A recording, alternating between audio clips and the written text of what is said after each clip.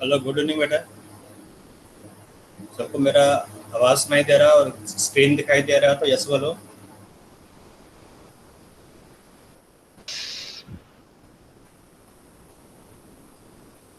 Yes sir.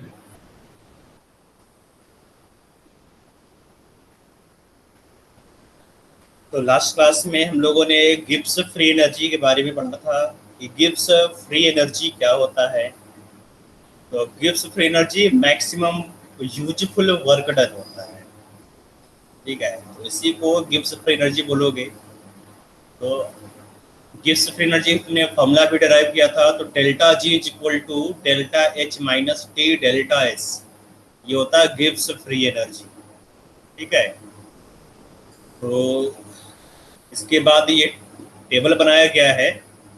Delta R H not, delta R S not, delta R G not और description लिखा गया है। तो मैंने बताया था डेल्टा आर का मतलब क्या होता है। ठीक है, तो डेल्टा आर का मतलब change in reversible process. R मतलब क्या है बेटा यहाँ पर? Reversible process. ठीक है, डेल्टा मतलब चेंज हो गया और यहाँ पर एच नॉट लिखा गया है, तो H not, delta S not और जी नॉट। तो नॉट क्यों लिखा गया है यहाँ पर? नॉट का मतलब होता है स्टैंडर्ड स्टेट। तो स्टैंडर्ड स्टेट मैंने बताया था कि नहीं बताया था? तो स्टैंडर्ड स्टेट में याद रखो, जो स्टैंडर्ड स्टेट होता है, ठीक है, स्टैंडर्ड स्टेट। तो स्टैंडर्ड स्टेट होता है बेटा, जो प्रेशर होगा स्टैंडर्ड स्टेट में, प्रेशर इज इक्वल टू 1 बार। ठीक है, याद रखो, प्रेशर 1 बार होगा, नंबर 1। नंबर 2, अगर तुम कंसंट्रेशन की बात करोगे तो जो कंसंट्रेशन होगा वो 1 मोलर होगा। ठीक है, सोल्यूशन का कंसंट्रेशन 1 मोलर होगा, प्रेशर 1 बार होगा। ठीक है, तो उस सब्सटेंस को तुम बोलोगे, वहाँ पर जो प्रॉपर्टी होगा प्रॉपर्टी तुम बोलोगे स्टैंडर्ड स्टेट प्रॉपर्टी। यहाँ पर जो टेम्परेचर है, टेम्परेचर फिक्स नहीं है। यहाँ पर जो स्टैंडर्ड स्टेट, यहाँ पर देखो जी, जो डेल्टा नॉट है, delta H not, delta S naught, तो यहाँ पर टेम्परेचर कुछ भी हो सकता है। गिवन टेम्परेचर पर अगर प्रेशर 1 बार है, कंसंट्रेशन 1 मोलर है, तो हो जाएगा standard state enthalpy, standard state entropy, standard state Gibbs free energy. ठीक है, तो अब तुम्हें मालूम है कि जो रिएक्शन है, रिएक्शन 2 टाइप का होता है ना? जो केमिकल रिएक्शन है, chemical reaction on the basis of energy, on the basis of thermodynamics, reaction 2 type का हो सकता है। एक होगा तुम्हारा एक्सोथर्मिक। तो कुछ समझ में आ रहा है बेटा? सबको सुनाई दे रहा है जो मैं बोल रहा हूँ? हाँ, बोलते रहो। केमिकल रिएक्शन, तो यहाँ पर जो केमिकल रिएक्शन 2 टाइप का होगा, एक होगा एक्सोथर्मिक, दूसरा क्या होगा बेटा? एंडोथर्मिक।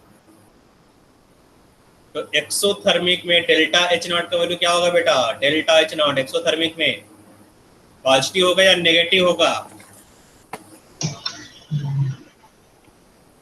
डेल्टा एच नॉट मैंने बताया कई बार, ठीक है, नेगेटिव।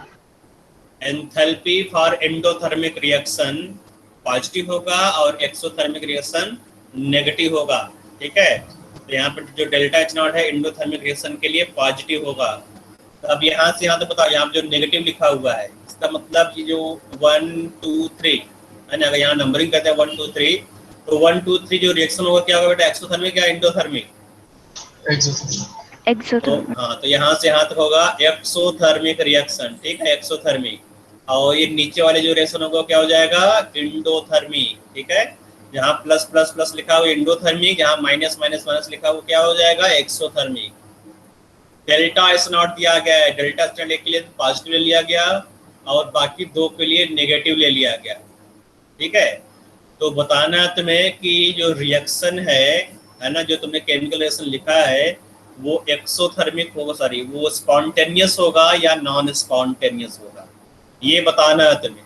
ये जो रिएक्शन तुमने लिखा है वो रिएक्शन स्पॉन्टेनियस हो सकता है या नॉन स्पॉन्टेनियस होगा।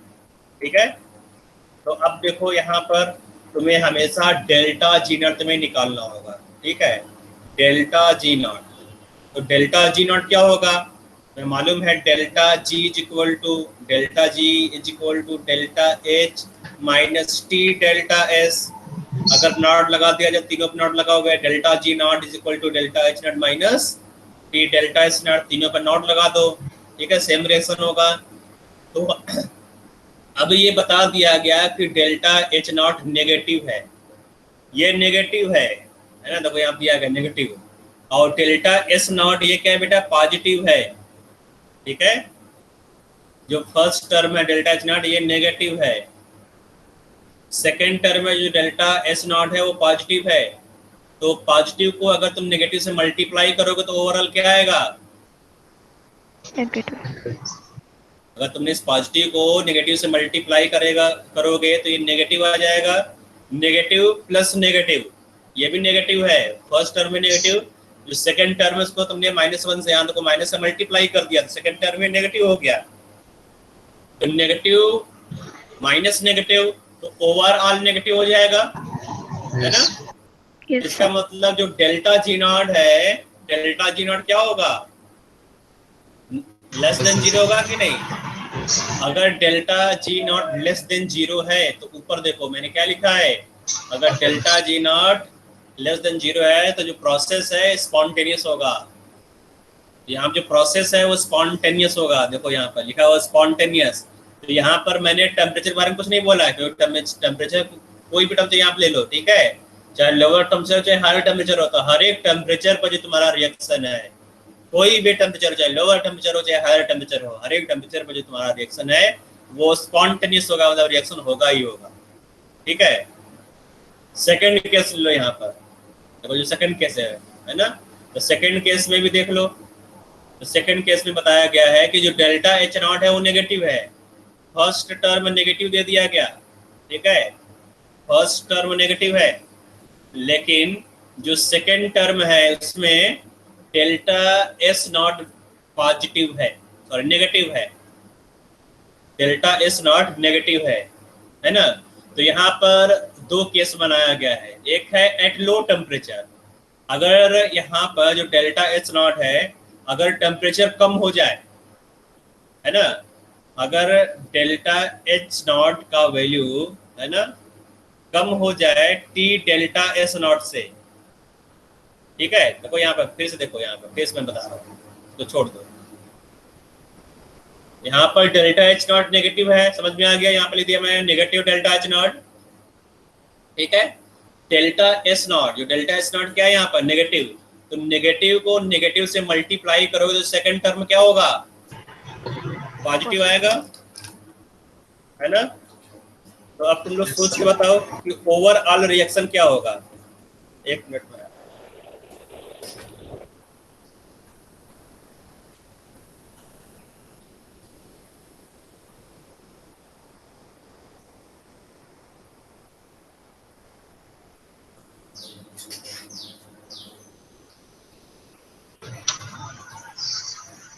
सर लो पे स्पॉन्टेनियस हो जाएगा। तो यहाँ पर जो सेकंड टर्म है पॉजिटिव, फर्स्ट टर्म नेगेटिव है, अगर सेकंड टर्म स्मॉल हो जाए, अगर यहाँ पर जो फर्स्ट टर्म है वो लार्ज हो जाए तो बड़े में से बड़ा नेगेटिव है और छोटा वाला पॉजिटिव है, तो ओवरऑल जब सम करोगे तो क्या होगा, देखो जो नेगेटिव टर्म है मतलब -100 में तुम +20 जोड़ दो, ठीक है, -100 + 20 तो ओवरऑल क्या है बेटा, -80 आएगा ना, -80 क्या है नेगेटिव। अगर सेकंड टर्म स्मॉल हो जाएगा, जो सेकंड टर्म स्मॉल हो जाए मतलब लो टेम्परेचर हो जाए, ठीक है, जो सेकंड टर्म है कम हो जाए तो लोअर टेम्परेचर पर रिएक्शन क्या हो जाएगा बेटा, स्पॉन्टेनियस होगा, लोअर टेम्परेचर पर जो समेशन आएगा वो नेगेटिव होगा, ओवरऑल जो तुम सम करोगे है ना वो नेगेटिव आ जाएगा। नेगेटिव मतलब जो तुम्हारा रिएक्शन है वो स्पॉन्टेनियस हो जाएगा। समझ में आ रहा है सबको? Yes sir. सबको समझ में आ रहा है? यस बोलो, सब बोलो yes no. Yes sir. Okay, तो अब आगे देखो यहाँ पर थर्ड केस, जो थर्ड केस यहाँ पर है ना, उसमें जो टेम्परेचर है वो हाई कर दिया, मतलब जो सेकंड टर्म है वो लार्ज हो जाएगा, जो सेकंड टर्म है बड़ा हो जाएगा, ठीक है।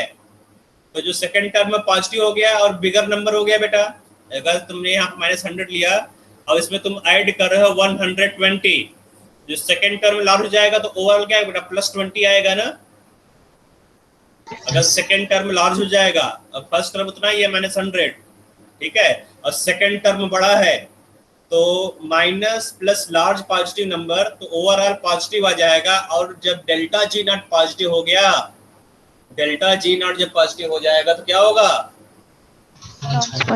Non spontaneous. लिखा है यहाँ पर reaction non spontaneous at higher temperature, ठीक है। समझ में आ रहा बेटा, यहाँ पर 1 2 3 समझ में आएगा नहीं सबको? यस। ठीक है, तो यहाँ पर मैंने केस लिया एक्सोथर्मिक रिएक्शन का, उसी तरह से नीचे दिया गया है इंडोथर्मिक का, है ना। तो इंडोथर्मिक का ये हो जाएगा, तो इसको इसी तरह से तुम एनालाइज कर करके बता सकते हो, ठीक है। उसको याद करने की जरूरत नहीं टेबल, अगर तुम्हारा दिमाग चल रहा है तो इस तरह बता सकते हो, अगर याद नहीं, दिमाग नहीं चल पा रहा है उसको याद करना पड़ेगा, ठीक है। इस तरह क्वेश्चन दे देगा कि लोअर टेम्परेचर है, एंट्रोपी पॉजिटिव है, इंडोथर्मिक रिएक्शन के लिए प्रोसेस स्पॉन्टेनियस होगा या नॉन स्पॉन्टेनियस, कुछ देगा, है ना।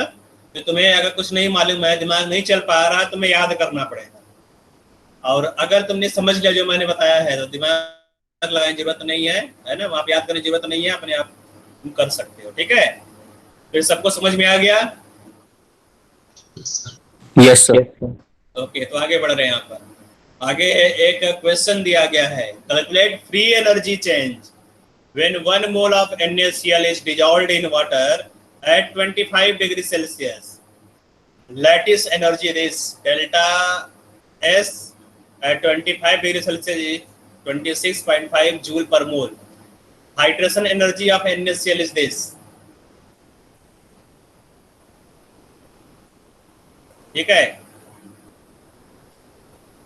तो यहाँ पर दिया गया क्या, मतलब फ्री एनर्जी से मतलब डेल्टा जी निकालना है, डेल्टा जी नॉट, है ना। टेम्परेचर दिया गया 25 डिग्री सेल्सियस, लैटिस एनर्जी दिया गया है U 700 kilo joule per mole, delta S naught is equal to 26। तो डेल्टा इंटरनल यहाँ पर लैटिस एनर्जी दिया गया है ना, और ये दिया गया है हाइड्रेशन एनर्जी दिया गया है delta H, delta H hydration energy भी यहाँ पर दिया गया है, ठीक है। तो अब तुम्हें बताना है यहाँ पर कि जो सब्सटेंस है, जो फ्री एनर्जी चेंज है डेल्टा जी नॉट, वो पॉजिटिव होगा या नेगेटिव होगा, ठीक है। तो अब यहाँ पर देखो, तुमने NaCl लिया, NaCl को डिजॉल्व कर दिया वाटर में, ठीक है। ध्यान से देखना यहाँ पर तुमने NaCl लिया, NaCl सॉलिड है, इसको तुमने डिजॉल्व कर दिया, Na एक्वस बनाया प्लस Cl माइनस एक्वस बनाया, ठीक है। तो यहाँ पर जो एनर्जी, इस प्रोसेस के लिए पूछ रहा है, जो प्रोसेस है इस प्रोसेस के लिए डेल्टा जी नॉट का वैल्यू क्या होगा, ठीक है। इस प्रोसेस के लिए डेल्टा जी नॉट पूछ रहा है, फ्री एनर्जी चेंज मतलब डेल्टा जी नॉट, ठीक है। क्वेश्चन को ध्यान से देखो तो समझ में आ जाएगा। NaCl is dissolved in water, तुमने NaCl को वाटर में डिजॉल्व कर दिया, ये तो है प्रोसेस तुम्हारा। NaCl लिया, सॉलिड होगा बेटा NaCl, इसको तुमने डिजॉल्व कर दिया वाटर में। तो मैंने केमिकल बॉन्डिंग बताया था, ठीक है। तो यहाँ पर जो हीट ऑफ सोल्यूशन होगा, heat of solution delta S naught is equal to lattice energy, याद आ रहा है, lattice energy plus hydration energy, याद आ रहा तुम लोगों को?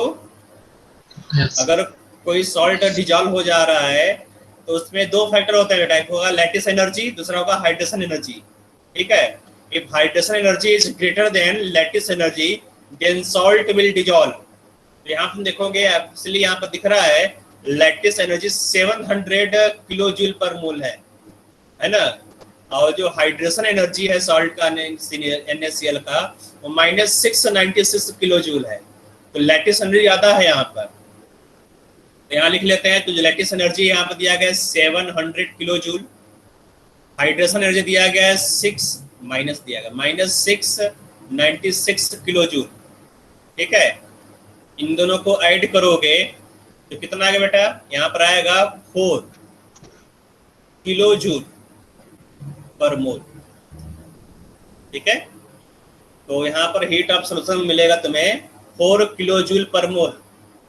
इसका मतलब जो तुम्हारा रिएक्शन है वो एक्सोथर्मिक हो गया या इंडोथर्मिक, ये बताओ। देखो जो डेल्टा एच है, डेल्टा एच नॉट, देखो यहाँ पे सब्स्टिट्यूट भूल जाओ, यहाँ पर हीट ऑफ सोल्यूशन यहाँ पर है, ठीक है, पॉजिटिव आ रहा है, तो एक्सोथर्मिक है या इंडोथर्मिक? एंडोथर्मिक। इंडोथर्मिक है ना। तो इसका मतलब ये हुआ कि जो तुम्हारा सॉल्ट है ना, सॉल्ट को तुम डिजॉल्व करना है तो तुम्हें हीट सप्लाई करना पड़ेगा, सो गर्म करना पड़ेगा। तो यहाँ पर तुम हीट कर रहे हो 25 डिग्री सेल्सियस पर। ठीक है, तो डेल्टा जी तुम निकाल सकते हो, delta G naught is equal to delta H naught minus T delta S naught. तो डेल्टा एच नॉट दिया गया है 4000 है ना, किलो जूल है, 4000 जूल पर मोल कर दें यहाँ पर, माइनस 25 मतलब 298 kelvin multiplied by S not कितना दिया गया, देखो delta S not 26.5 joule per मोल। ठीक है, इसलिए क्योंकि ये जूल में दिया गया इसलिए तुमने इसको भी जूल में कन्वर्ट कर लिया। ठीक है, इसको सॉल्व करोगे तो आंसर आ जाएगा, तो सॉल्व करोगे तो हो जाएगा 4000 माइनस 298, ठीक है, मल्टीप्लाइड बाई 26.5, ठीक है 26.5, तो कितना आ जा रहा है बेटा 3.8 किलो जूल। ठीक है, 3.8 मतलब ये फर्स्ट पार्ट आ गया ना अप्रोक्सीमेटली, दिख रहा है ना बेटा यहाँ पर। तो इसको राउंड ऑफ करोगे तो -3.9, डेसिमल के 1 प्लेस तक राउंड ऑफ कर रहे हो, 3.9 किलो जूल पर मोल। तो आंसर आ जाएगा ये पार्ट, इसको नोट कर लो। तो इसको पूरा क्वेश्चन को नोट कर लो अच्छे से ढंग से।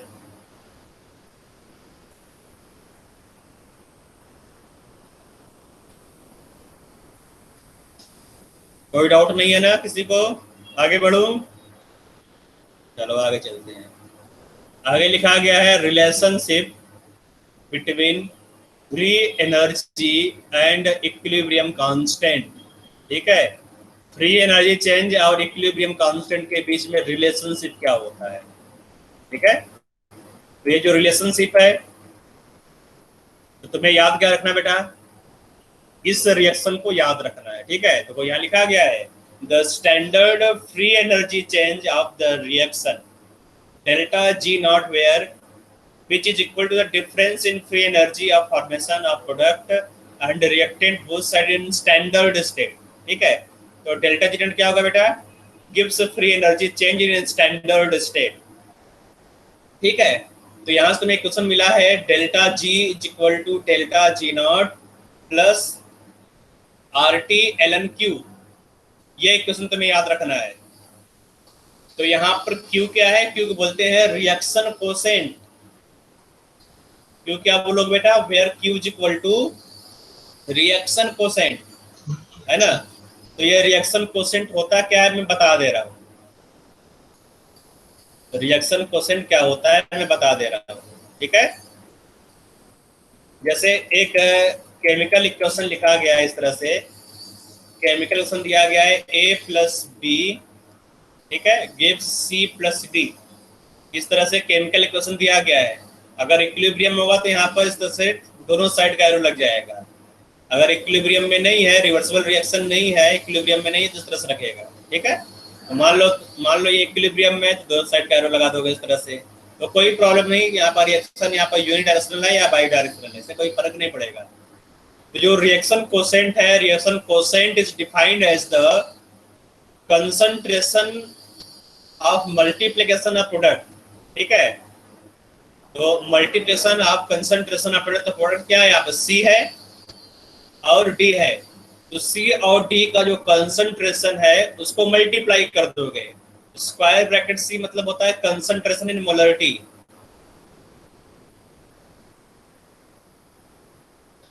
ठीक है, कंसंट्रेशन मोलरिटी में होना चाहिए स्क्वायर ब्रैकेट का मतलब।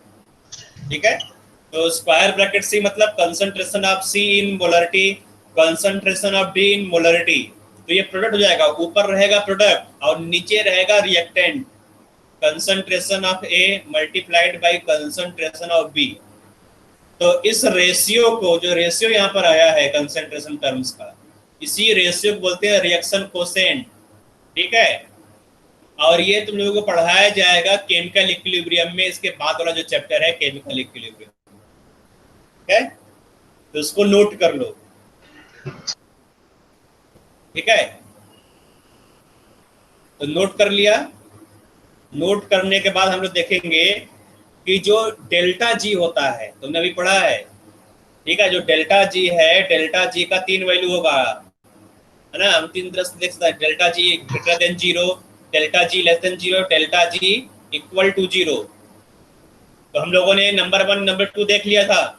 अगर ग्रेटर देन 0 है तो नॉन स्पॉन्टेनियस, लेस देन 0 है तो स्पॉन्टेनियस। अब थर्ड केस आ गया। थर्ड केस में क्या होता है, जब डेल्टा जी इक्वल टू 0 तो रिएक्शन इक्विलिब्रियम में होगा। इसका मतलब कि अगर रिएक्शन इक्विलिब्रियम में है, तो कोई इक्विलिब्रियम का बोला हुआ है ना, इक्विलिब्रियम। तो अगर रिएक्शन इक्विलिब्रियम में है तो डेल्टा जी का वैल्यू 0 हो जाएगा। 0 कर दो इसको। तो 0 is equal to delta G naught plus R T L N Q. ठीक है, तो अगर रिएक्शन इक्विलिब्रियम में है तो Q को हम लोग के इक्विलिब्रियम में देते हैं, के इक्विलिब्रियम, है ना। जो रिएक्शन कोसेंट है Q इज इक्वल टू के इक्विलिब्रियम एट इक्विलिब्रियम। याद रखना, जो रिएक्शन कोसेंट है, रिएक्शन कोसेंट का वैल्यू इक्विलिब्रियम कांस्टेंट हो जाता है इक्विलिब्रियम पर। अगर इक्विलिब्रियम है तो रिएक्शन कोसेंट क्या हो जाएगा, के इक्विलिब्रियम। ठीक है, तो अब यही वाला इक्वेशन यहाँ पे लिखा गया, देखो डेल्टा जी नॉट पे सेट कर दो तो क्या मिलेगा, इसको आर टी एल एन के को सेट करो। ठीक है, तो delta G naught equal to minus R T L N K equilibrium हो जाएगा। हो जाएगा कि नहीं होगा। अब यहाँ पर जो एलन है, एलन को लॉग में कन्वर्ट किया गया है, मतलब एलन यहाँ पर नेचुरल लॉग है, इसको बेस 10 में कन्वर्ट किया गया। तो क्या हो जाएगा, यहाँ पर 2.303 से मल्टीप्लाई कर दो तो जो नेचुरल लॉग है वो लॉग में कन्वर्ट हो जाएगा। तो delta G naught is equal to minus 2.303 R T log K. ठीक है, के इक्विलिब्रियम में किया गया। तो ये हो गया तुम्हारा इक्विलिब्रियम कांस्टेंट। इसके अलावा एक होता है बेटा यहाँ पर, जो तुमने यहाँ पर पढ़ा ऊपर, ये था मैकेनिकल वर्क। ठीक है, मैकेनिकल वर्क मतलब पीवी वर्क हो गया, प्रेशर एक्सपेंड हो रहा है, जो गैस है गैस एक्सपेंड हो रहा है, कंप्रेस हो रहा है, पिस्टन तुमने लगाया है, इसको मैकेनिकल वर्क बोलते हैं। ठीक है, मतलब यहाँ पर तुमने कुछ मैकेनिज्म लगाया है, जो गैस है गैस एक्सपेंड हो रहा है, कंप्रेस हो रहा है। तो अगर एक्सपेंशन कंप्रेशन से कोई वर्क हो रहा है उसको मैकेनिकल वर्क बोलते हैं। एक होता है बेटा नॉन मैकेनिकल वर्क, है ना। तो यहाँ पर जो तुमने बैटरी लिया, बैटरी तुम जानते हो बेटा, है ना, जो सेल होता है, सेल। ठीक है, तो सेल से जो एनर्जी तुम विड्रॉ करते हो, सेल से जो तुम एनर्जी विड्रॉ करते हो उसको क्या बोलोगे, उसको बोलोगे नॉन मैकेनिकल वर्क। और वहां पर जो सेल एनर्जी होता है delta G, delta G is equal to minus N F E होता है। ठीक है, delta G is equal to minus N F E, where F is equal to Faraday constant. जो एफ है, F is equal to Faraday constant लिखा हुआ है, और इस कांस्टेंट का वैल्यू होता है 96500 कूलम। ठीक है, 96500 कूलम।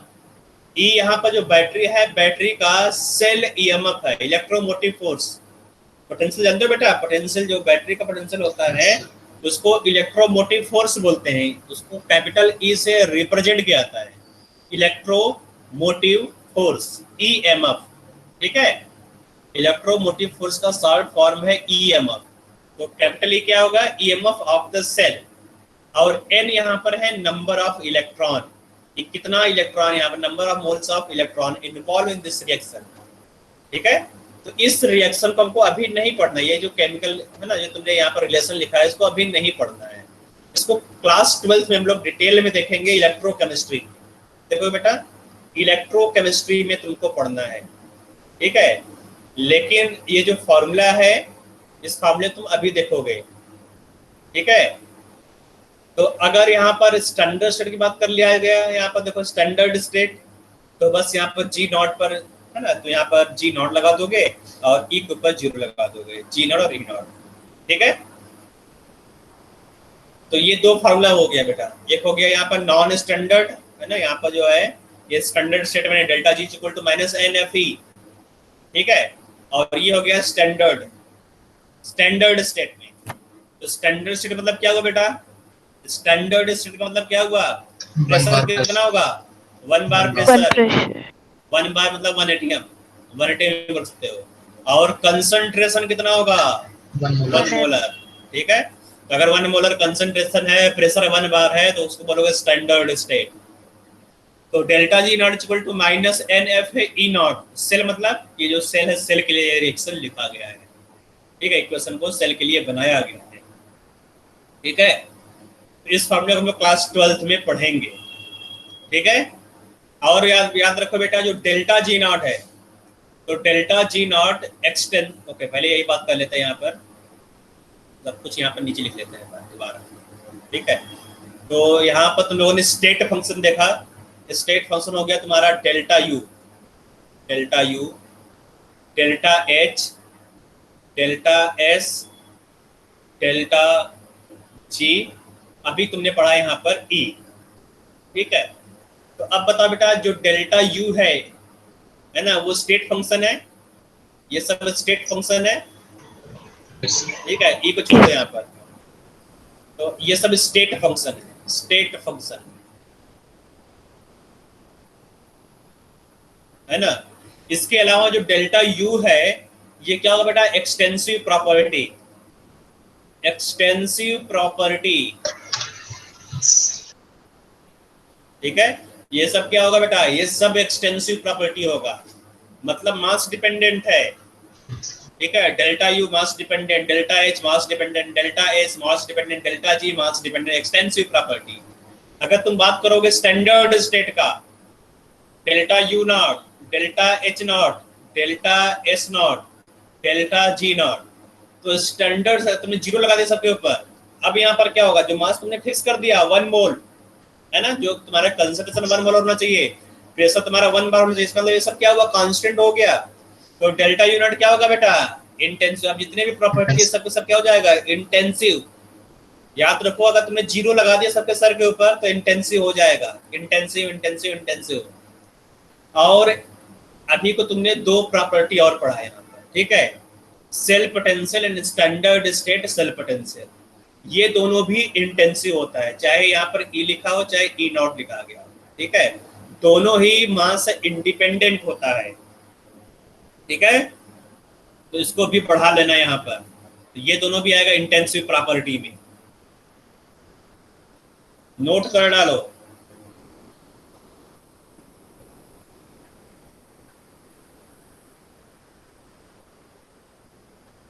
नोट कर लिया होगा, आगे देखो यहाँ पर, सबने नोट कर लिया बेटा, यस बोलो, सबके सब यस बोलो। हाँ, इलस्ट्रेशन नहीं किया है, चलो मैंने ऊपर कर दिया, नोट कर लो। अब छोटा कर दूंगा थोड़ा सा, तो मैंने छोटा कर दिया, हो गया बेटा, यस बोलो। Yes sir. तो ये इलस्ट्रेशन दिया गया है, calculate delta G naught for the conversion of oxygen to ozone, ठीक है, ऑक्सीजन से ओजोन बना रहे हो, और यहाँ पर केपी लिखा गया है। तो याद रखो बेटा, जो केपी है, कैपिटल के कहीं लिखा हो, संस्कृत कुछ भी हो, ठीक है, जो संस्कृत है यहाँ पर अलग अलग चलता है, कहीं पर केपी लिखा होगा, कहीं पर के ए, कहीं पर के इक्विलिब्रियम, कहीं पर के डी, कहीं पर के आई, और कहीं पर के भी लिखा होगा। तो ये सब जो सिंबल लिखा गया है, ये सब क्या है बेटा, ये सब है इक्विलिब्रियम कांस्टेंट, ठीक है। क्या ये सब इक्विलिब्रियम कांस्टेंट। कैसे मालूम चला है सब इक्विलिब्रियम कांस्टेंट है, क्योंकि कैपिटल के लिखा गया है, कहीं पर कैपिटल के दिया गया, अगर कैपिटल के कांस्टेंट है तो इक्विलिब्रियम कांस्टेंट होगा। तो कैपिटल के for this conversion is 2.47 to 10 power -29। पूछ रहा है डेल्टा जी नॉट क्या होगा।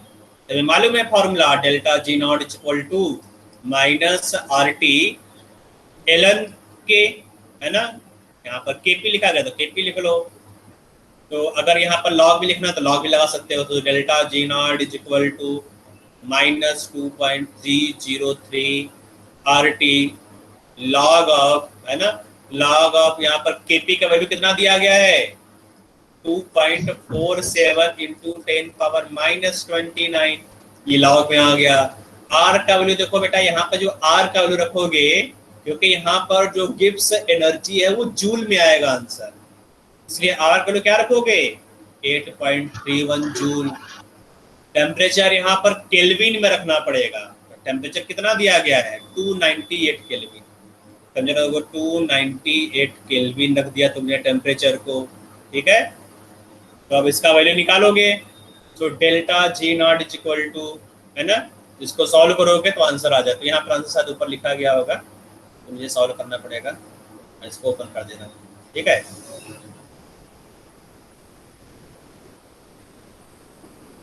समझ में आ गया ये, तो बिल्कुल इस तरह से ऊपर वाले तरह सॉल्व किया है मैंने, है ना।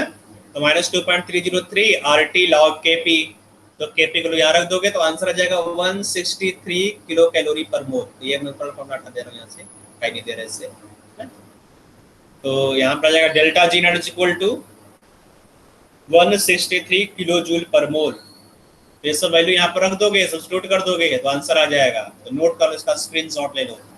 डेल्टा जी नॉट जाएगा यहाँ पर 16300 जूल पर मोल, ठीक है। नोट करो, कर लिया नोट? Yes yes yes. आगे हम लोग पढ़ना है, इसी का सेकंड पार्ट है थर्मोडायनेमिक्स का, वो है थर्मोकेमिस्ट्री, ठीक है। थर्मोकेमिस्ट्री, थर्मोकेमिस्ट्री मतलब कोई केमिकल रिएक्शन दिया गया है, उस केमिकल रिएक्शन में जो थर्मोडायनेमिक्स उसको अप्लाई कर रहे हो, तो थर्मोडायनेमिक्स को अप्लाई करने पर जो हम लोग प्रोसेस यूज करेंगे उसको हम लोग को बोलेंगे थर्मोकेमिस्ट्री। यहाँ लिखा गया है थर्मोकेमिस्ट्री के बारे में, the branch of chemistry which deals with energy change involve in chemical reaction is called thermochemistry, ठीक है। तो काफी आसान इसका डेफिनेशन है, नहीं पूछता है कभी एग्जाम में। आगे आ जाओ, यहाँ पर नीचे यहाँ पर लिखा गया है change in internal energy in chemical reaction. तो जो इंटरनल एनर्जी को तुम क्या लिखते हो, internal energy is delta U, and delta U is equal to heat exchange at constant volume. Constant volume पर जो हीट ट्रांसफर होगा उसे क्या बोलते हो, इंटरनल एनर्जी। नोट कर लो यहाँ पर, ठीक है। और एक्सोथर्मी जो क्यू वैल्यू है, क्यू वैल्यू क्या होगा, या फिर डेल्टा एच लिख देता हूँ मैं, डेल्टा एच। डेल्टा एच क्या होगा यहाँ पर बेटा, positive for endothermic reaction, negative for exothermic reaction, ठीक है। ये भी तुम्हें मालूम है, नीचे थर्ड लाइन में लिखा गया होगा। तो change in enthalpy in a chemical reaction, ठीक है। तो एंथैल्पी क्या होगा, heat exchange at constant pressure. तो डेल्टा एच लिखा है, delta H equal to Q P, क्योंकि मतलब कांस्टेंट प्रेशर पर जो हीट एक्सचेंज होगा, ठीक है। हीट और enthalpy of reaction at constant pressure, note कर लो इसको। थर्ड में लिखा हुआ है कब डेल्टा एच पॉजिटिव होगा कब नेगेटिव होगा, तो ये मैंने ऊपर लिख दिया है ना। तो इंडोथर्मिक के लिए नेगेटिव, एक्सोथर्मिक के लिए पॉजिटिव, नोट कर लो इसको। एक एक लाइन का था, सब खत्म हो गया, देखो शुरू होते खत्म। थर्मोकेमिस्ट्री यहाँ तक आ गए तुम, लिख लिया। तो यहाँ पे देखो एक्सप्रेशन दिया गया है, fill in the blank with appropriate word in the following. जो कंबशन रिएक्शन बेटा क्या होता है, कंबशन रिएक्शन से एनर्जी रिलीज होता है। जनरली जो कंबशन रिएक्शन है वो एक्सोथर्मिक होगा, ठीक है। जो कंबशन रिएक्शन है वो एक्सोथर्मिक होगा, लेकिन जो फ्लोरीन है, फ्लोरीन बहुत ही स्टेबल गैस है, ये इजीली बर्न नहीं होता है। अगर इसको ऑक्सीजन से रिएक्ट कराओगे तो ये बर्न नहीं होगा। इसको बर्न कराने के तुम्हें और एनर्जी सप्लाई करना पड़ेगा। इसका मतलब जो सेकंड रिएक्शन है कंबशन ऑफ फ्लोरीन, क्या होगा? इंडोथर्मिक। ठीक है, तो ये ऑप्शन है। जनरली अगर बोला जाए कंबशन रिएक्शन तो क्या होगा? वो एक्सोथर्मिक। लेकिन अगर तुम फ्लोरीन को बर्न करोगे तो वो इंडोथर्मिक हो जाता है। तो नोट कर लो इसको, इस ऑप्शन को भी नोट कर लोगे। फ्लोरीन का जो कंबशन रिएक्शन है वो इंडोथर्मिक होगा। स्क्रीनशॉट ले लिए बेटा? Yes, sir. किसी कोई डाउट है तो पूछ सकते हो यहाँ पर?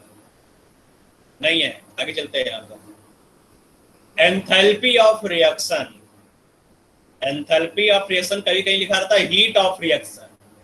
ठीक है, एंथैल्पी को कहीं कहीं क्या लिखा रहेगा? हीट ऑफ रिएक्शन तो लिखा रहेगा हीट। ठीक है, कहीं कहीं लिखा रहेगा एंथैल्पी ऑफ रिएक्शन और कहीं कहीं लिखा रहेगा हीट ऑफ रिएक्शन।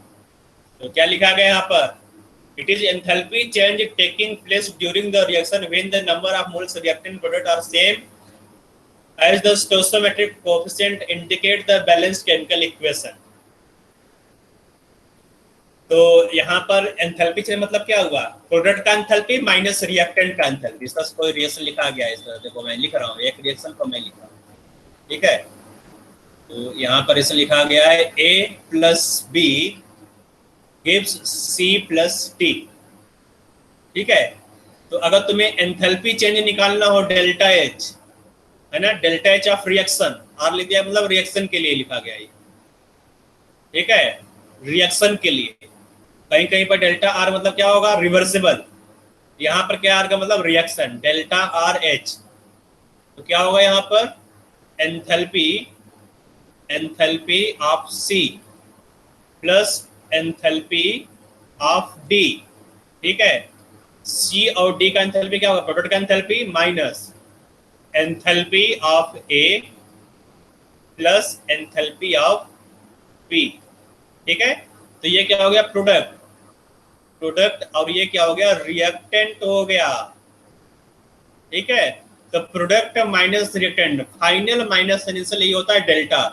तो प्रोडक्ट मतलब फाइनल हो गया, रिएक्टेंट मतलब इनिशियल हो गया। फाइनल माइनस इनिशियल ये हो जाएगा एंथैल्पी चेंज। ठीक है, तो ये हो जाएगा enthalpy change for the reaction. समझ में आ गया होगा ये? सर एक बार और बता दो। देखो बेटा, एंथैल्पी चेंज ऑफ रिएक्शन निकालना है तुम्हें, किसी भी रिएक्शन के लिए निकालना हो, है ना, तो प्रोडक्ट का जो एंथैल्पी है, प्रोडक्ट का एंथैल्पी, देखो मैं इस तरह लिख रहा हूँ। ठीक है, डेल्टा आर एच मतलब enthalpy change of reaction, that is equal to sum of enthalpy of product minus sum of enthalpy of reactant. अब समझ में आ रहा है बेटा? Yes sir. Product minus reactant कर दो। ठीक है, तो वो जगह तुम्हारा enthalpy of reaction. Okay sir, आ गया। आ गया? नीचे देखते हैं बेटा, यहाँ पर देखो क्या लिखा गया है। Dependence of the enthalpy change, the enthalpy change of reaction depends upon the condition like temperature, pressure etcetera under which the chemical reaction is carried out. Therefore, it is necessary to select the standard state condition. ठीक है, अगर तुम यहाँ पर जो constant है, जो temperature है, तो चेंज कर दिया, प्रेशर को चेंज कर दिया, तो एंथैल्पी क्या होगा? चेंज हो जाएगा। इसीलिए हम लोग स्टैंडर्ड स्टेट कंडीशन में मेजर करते हैं, क्योंकि स्टैंडर्ड स्टेट मतलब टेम्परेचर फिक्स कर दिया और प्रेशर को भी तुमने कांस्टेंट ले लिया, 1 बार ले लिया, है ना, तो क्या हो जाएगा? वहां पर जो एंथैल्पी है किसी भी केमिकल रिएक्शन का वो फिक्स होगा, वो कांस्टेंट हो जाएगा, चेंज नहीं करेगा। आगे लिखा हुआ standard state condition. Standard state condition क्या हुआ? According to thermodynamics convention, the standard state refers to 1 bar pressure and 298 kelvin temperature. ठीक है, 1 bar pressure and 298 kelvin temperature. तो ये कितना होगा टेम्परेचर? यहाँ पर तुम निकालोगे तो डिग्री सेल्सियस, बताओ। 25 डिग्री सेल्सियस। ठीक है, the enthalpy change of A reaction, देखो यहाँ पर अगर तुमने गैसेस पढ़ा था, गैसेस स्टेट में जो स्टैंडर्ड टेम्परेचर था वो 0 डिग्री सेल्सियस था, है ना, याद आ रहा है? लेकिन यहाँ पर स्टैंडर्ड मतलब देखो चेंज हो गया, है ना, तो पल पल में चेंज होता है बेटा स्टैंडर्ड का मतलब। तुम्हें देखना पड़ेगा कि क्वेश्चन कहाँ का है। क्वेश्चन गैस स्टेट का तो नहीं है, क्वेश्चन यहाँ पर केमिकल थर्मोडायनेमिक्स का तो नहीं है। तो थर्मोडायनेमिक्स में 298 हो जाएगा, गैसियस स्टेट में 25 हो जाएगा। आगे देखो, इसका मतलब जो स्टैंडर्ड टेम्परेचर है वो वेरिएबल है, वो फिक्स नहीं है ना, वो अपने हिसाब से तुम चेंज कर सकते हो standard. The enthalpy change of a reaction at this standard state condition is called standard enthalpy of the reaction and is represented by delta H naught. मैंने बता दिया था। Different type of enthalpy, अलग अलग type का enthalpy होता है ना, अलग अलग टाइप का एंथैल्पी तुम्हें पढ़ना होगा। तो यहाँ जो एंथैल्पी देखो यहाँ पर है ना, लिखा हुआ एंथैल्पी ऑफ फॉर्मेशन, दूसरा दिया गया एंथैल्पी ऑफ कम्बशन, तीसरा दिया गया एंथैल्पी ऑफ न्यूट्रलाइजेशन, फोर्थ दिया एंथैल्पी ऑफ हाइड्रेशन और फिफ्थ दिया गया एंथैल्पी ऑफ ट्रांजिशन। तो कुछ का मतलब तुम लोग जानते हैं, कुछ का मतलब नहीं जानते। ठीक है, तो देख लेते हैं यहाँ पर। तो हम लोग यहाँ पर 1 by 1 है ना देखेंगे। क्या आ गया, एक मिनट, थोड़ा सा स्पेस ले लेते हैं है ना। यहाँ पर ये सारा मैंने स्पेस ले लिया। ठीक है, तो अब यहाँ पर लोग देखेंगे कि जो एंथैल्पी है, एंथैल्पी ऑफ फॉर्मेशन क्या होता है। ठीक है, तो अब यहाँ पर देखो लिखा गया है, जो डेफिनेशन लिखा गया उसको पढ़ो। डेफिनेशन लिखा गया है, enthalpy change when 1 mole of a given compound is formed from its element. ठीक है, तो एक मोल कंपाउंड, एक मोल प्रोडक्ट को बनाना है। कैसे बनाना है बेटा? फ्रॉम इट्स एलिमेंट, तो उसके एलिमेंट से तुम्हें 1 मोल कंपाउंड को बनाना होगा। जैसे तुम्हें 1 मोल वाटर बनाना है, ठीक है, तो 1 मोल वाटर यहाँ पर कैसे बनाओगे? यहाँ पर एलिमेंट क्या है? हाइड्रोजन है और ऑक्सीजन है। तो वाटर को बनाओगे हाइड्रोजन से और ऑक्सीजन से, उसके एलिमेंट से बनाना है। तो क्या हो जाएगा? ये फॉर्मेशन रिएक्शन हो जाएगा। एक और रिएक्शन में लिखा है, तुम्हें बनाना है यहाँ पर मीथेन बनाना है, CH4। तो अगर इसका फॉर्मेशन रिएक्शन लिखना है मीथेन का, तो मीथेन को कैसे बनाओगे बताओ? कैसे बनाओगे बेटा? कार्बन से बनाओगे ना? Yes, C+2H2. और क्या लिखोगे? 2H2। Yes. 2H2। तो कार्बन का फिजिकल स्टेट क्या होता है? सॉलिड होता है। कार्बन तो सॉलिड होगा ना? Yes. कोयला तो सॉलिड होता है। Yes. और यहाँ देखो हाइड्रोजन गैस है ना, तुमने G लिख दिया। ठीक है, तो CS+2 ट्वाइस H2 गैस, तो 1 मोल मीथेन मिलेगा। तो ये क्या? Formation of methane. तो याद रखो है ना, तुम्हें एलिमेंट से उस कंपाउंड को बनाना है। ठीक है, कंपाउंड को 1 मोल बनाना होगा, तो क्या हो जाएगा? ये फॉर्मेशन रिएक्शन हो जाएगा। ठीक है, और इस रिएक्शन में जो एंथैल्पी होगा, इस रिएक्शन कोई भी रिएक्शन का बेटा उसका कुछ ना कुछ एंथैल्पी होगा। So enthalpy of this reaction is represented by delta HF और डेल्टा FH। F का मतलब था फॉर्मेशन, तो फॉर्मेशन एंथैल्पी ऑफ मीथेन, इसको इस तरह लिखोगे, फॉर्मेशन एंथैल्पी ऑफ मीथेन। जैसे यहाँ पर देखो है ना, तो ये कौन सा इसमें बेटा? फॉर्मेशन ऑफ वाटर है, तो उसको तुम कैसे लिखोगे? Delta F। ठीक है, डेल्टा FH। तो क्या होगा? Formation enthalpy. किसका फॉर्मेशन एंथैल्पी बेटा? वाटर का फॉर्मेशन एंथैल्पी ऑफ वाटर। इसका वैल्यू कितना है? -890.36 किलो जूल। ठीक है, किलो जूल पर मोल। ये हो गया तुम्हारा फॉर्मेशन एंथैल्पी ऑफ वाटर। ये जो नंबर दिया गया, नंबर को याद नहीं रखने मत पड़ जाना बेटा। ठीक है, नंबर याद नहीं करना है यहाँ पर, जो मैं बता रहा हूँ उसको याद रखो। ये जो सिंबल है, जो रिप्रेजेंटेशन है, उसको याद रखो। इसका जो डेफिनेशन दिया गया, इस डेफिनेशन को याद रखो। डेफिनेशन क्या है यहाँ पर? ठीक है, तो अब यहाँ पर कुछ चीजें और लिखोगे। ठीक है, स्टैंडर्ड यहाँ लिखोगे तुम, standard state formation of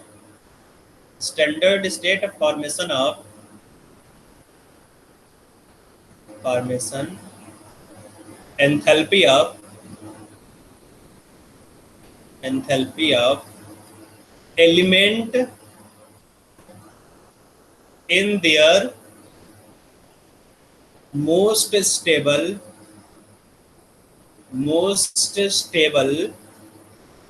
elemental form is considered to be zero.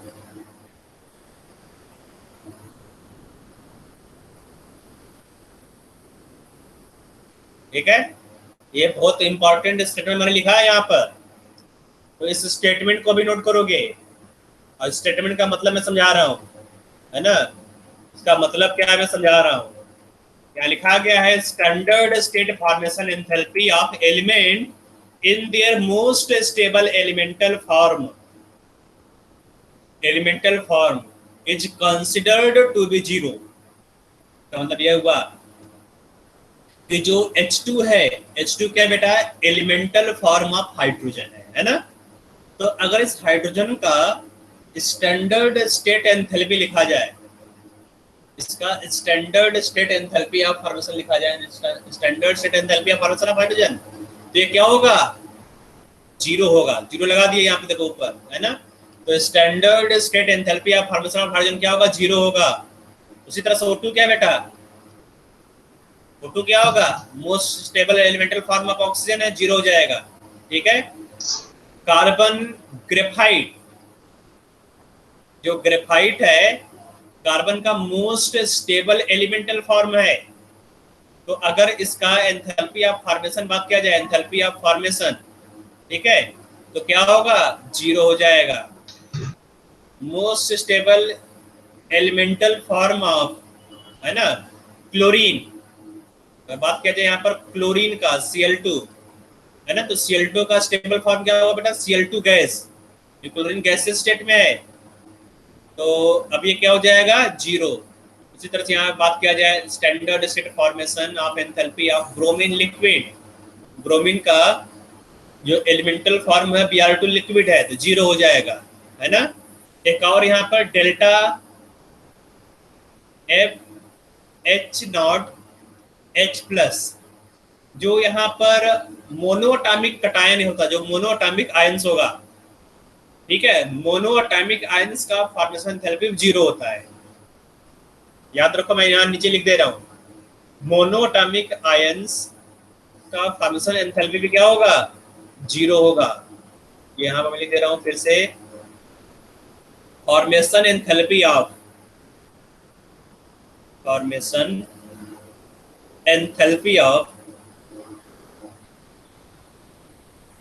मोनोअटॉमिक ion is equal to zero. ठीक है, जैसे यहाँ पर अगर बात किया जाए डेल्टा H0 ऑफ H+ क्या होगा, जीरो होगा। डेल्टा H0 ऑफ Cl- क्या होगा, जीरो होगा, है ना। जो मोनोअटॉमिक आयंस है उसका एंथैल्पी ऑफ फॉर्मेशन जीरो होता है। नोट कर लो इसको।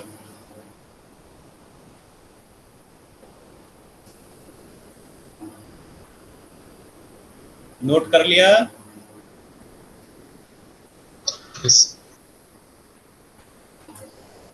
नोट कर लिया तो लोग आगे बढ़ेंगे, आगे लिखेंगे एंथैल्पी ऑफ कंबस्शन।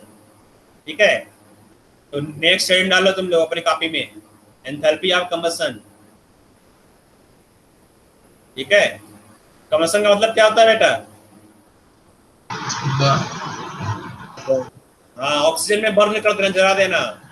ठीक है, मतलब ऑक्सीजन से रिएक्शन, किसी सब्सटेंस को तुम ऑक्सीजन से रिएक्ट करा रहे हो तो क्या होगा, enthalpy of combustion.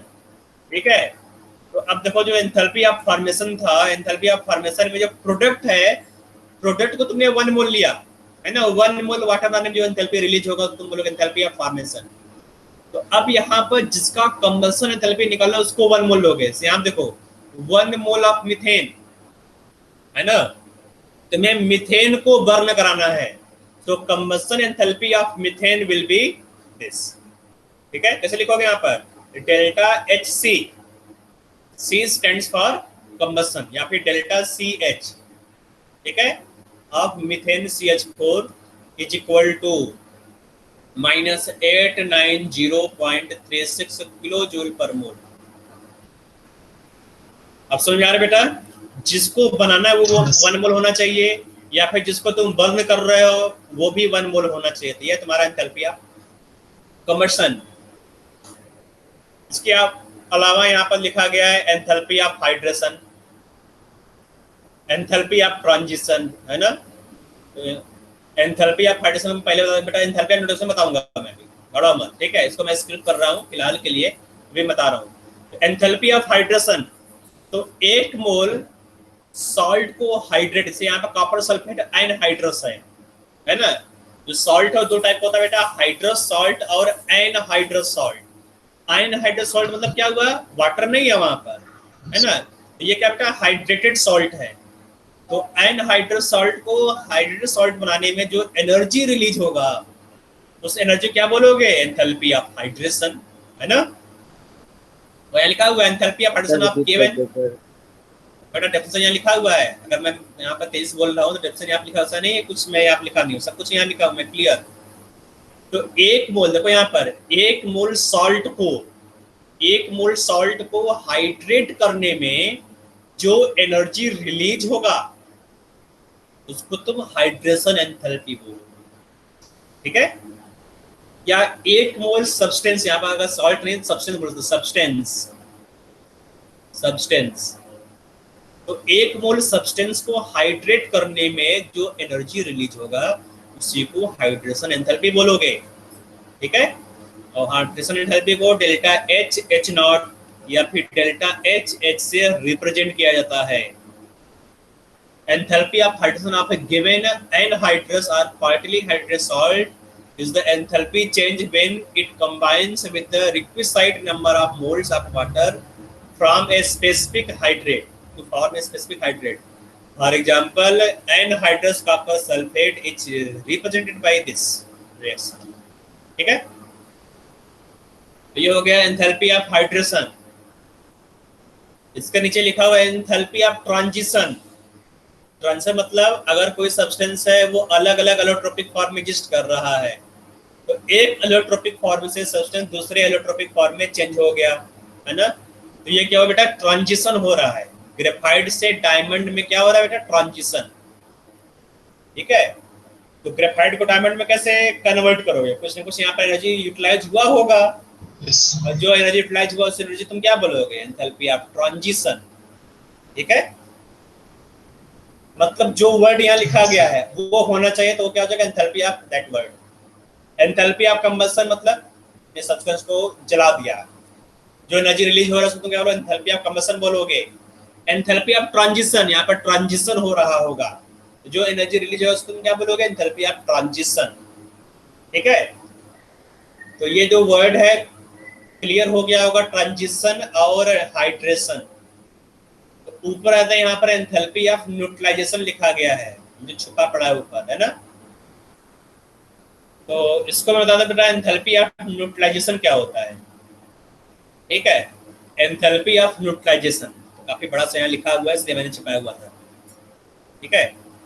Enthalpy of neutralisation, तो एक इक्विवेलेंट, यहाँ बेटा वन इक्विवेलेंट बोलोगे, one equivalent, when one equivalent of acid reacts with one equivalent of base, energy released is known as heat of neutralisation और एंथैल्पी ऑफ न्यूट्रलाइजेशन, ठीक है। One equivalent acid होना चाहिए, तो एसिड क्या देगा बेटा, H+ देगा एसिड, है ना। बेस क्या देगा, OH-, one equivalent H+ plus one equivalent OH-, तो H+ OH- मिलकर क्या बनाएगा, वाटर तो बनाएगा, है ना। तो H+ OH- का जो रिएक्शन होता है उसी को बोलते हैं न्यूट्रलाइजेशन रिएक्शन, ठीक है। और उसमें जो एनर्जी रिलीज होगा उसको तुम क्या बोलोगे, एंथैल्पी ऑफ न्यूट्रलाइजेशन, ठीक है। तो वन इक्विवेलेंट एसिड होना चाहिए, वन इक्विवेलेंट बेस होना चाहिए, तो वहां पर जो एनर्जी रिलीज होगा उसी को तुम हीट ऑफ न्यूट्रलाइजेशन या फिर हीट एंथैल्पी ऑफ न्यूट्रलाइजेशन बोलोगे, ठीक है। तो जो स्ट्रॉन्ग एसिड और स्ट्रॉन्ग बेस है, अगर तुमने स्ट्रॉन्ग एसिड लिया और स्ट्रॉन्ग बेस लिया, तो स्ट्रॉन्ग एसिड और स्ट्रॉन्ग बेस के केस में हीट ऑफ न्यूट्रलाइजेशन कांस्टेंट होता है। कोई भी स्ट्रॉन्ग एसिड ले, तुमने HCl ले लिया तुमने यहाँ पर HNO3 ले लिया, ठीक है, तुमने 1 इक्विवेलेंट H2SO4 ले लिया, कोई भी स्ट्रॉन्ग एसिड ले लो यहाँ पर, ठीक है, कोई भी स्ट्रॉन्ग एसिड, तो स्ट्रॉन्ग एसिड को तुम स्ट्रॉन्ग बेस से रिएक्ट कराओ, NaOH से रिएक्ट कराओ, KOH से रिएक्ट कराओ, यहाँ पर है ना, यहाँ पर तुम सीजियम हाइड्रोक्साइड किसी भी स्ट्रॉन्ग बेस से रिएक्ट कराओ, तो अगर 1 इक्विवेलेंट एसिड 1 इक्विवेलेंट बेस से रिएक्ट कराओगे तो हमेशा जो एनर्जी रिलीज होगा वो कितना रिलीज होगा, 13.7. -13.7 किलो कैलोरी, किलो कैलोरी, याद रखो किलो कैलोरी।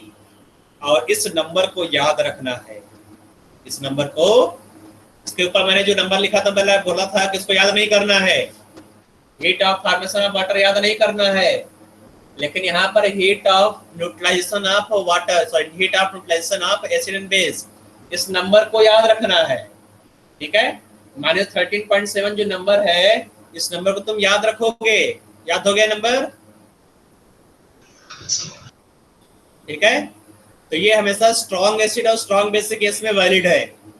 अगर दोनों में से कोई भी वीक हो गया या दोनों वीक हो गए, ठीक है, तुमने एसिड को वीक ले लिया या बेस को वीक ले लिया, तो अब जो एनर्जी है वो कम रिलीज होगा। जैसे तुमने यहाँ लिया HCN, तुमने यहाँ पर एक एसिड ले लिया HCN, हाइड्रोजन साइनाइड इसको बोलते हैं, ये होता है वीक एसिड। जो हाइड्रोजन साइनाइड है ये वीक एसिड है, तो वीक एसिड को तुमने स्ट्रॉन्ग बेस से रिएक्ट करा दिया, तो अब देखो कितना एनर्जी रिलीज हो रहा है ना, जो एनर्जी रिलीज हो रहा है कितना है बेटा यहाँ पर, -2.9 किलो कैलोरी, ठीक है।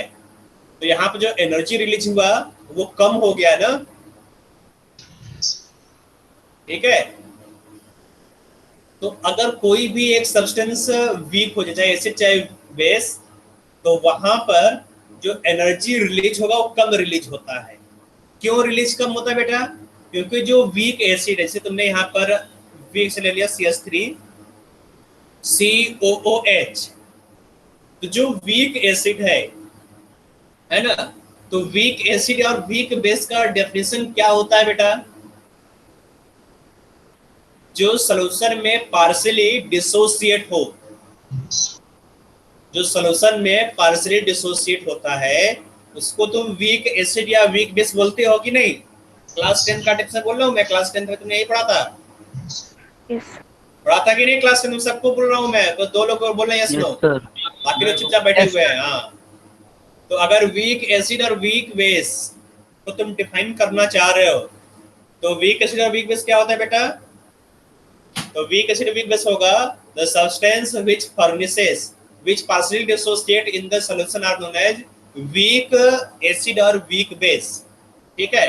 तो ये partially dissociate होगा, इसको completely dissociate करने के लिए तुम्हें कुछ ना कुछ एनर्जी देना पड़ेगा कि नहीं। अगर इसको पूरा का पूरा dissociate कराना है, पूरा पूरा इस बॉन्ड को ब्रेक करना है, तुम्हें कुछ एनर्जी देना पड़ेगा, ठीक है। उसको बोलते हैं, उसको क्या बोलो बेटा, उसको बोलोगे एंथैल्पी ऑफ आयनाइजेशन।